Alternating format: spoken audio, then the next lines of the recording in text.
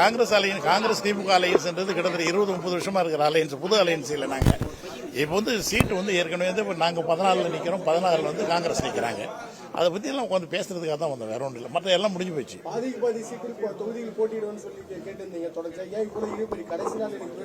இழுபறியே கிடையாது. இது நாங்க எப்பவும் முடிவு வெளியே சொல்லாத இருந்தோம், அவ்வளவுதான். இந்த அதெல்லாம் ஒண்ணு இல்ல, அதெல்லாம் ஒண்ணு இல்ல. யார் யார் எங்க நிக்கிறது, எந்தெந்த தொகுதி நிக்கிறத பத்தி நாங்க பேசணும், ஒருத்தவங்க உட்காந்து பேசி டிஸ்கஸ் பண்ணோம். பலவீனம் காட்டல சார். காங்கிரஸ் ஒரு பெரிய இயக்கம், நாங்களும் ஒரு பெரிய இயக்கம். அது எங்களுக்குள்ள நாங்க பேசி தீர்த்துக்கிட்டு தான். அதிக நம்பர்ஸ்ல அதிகமா இருந்தீங்க, அதை பத்தி ஒண்ணும் இல்ல. அது தேர்தல் நேரங்களில் காங்கிரஸ் மிரட்டியதா கூட்டணி விட்டு யாரும் மிரட்ட முடியாது. 2 பேரும் அதெல்லாம் ஒண்ணு. அதுக்கு அப்புறம் பேசுறோம்.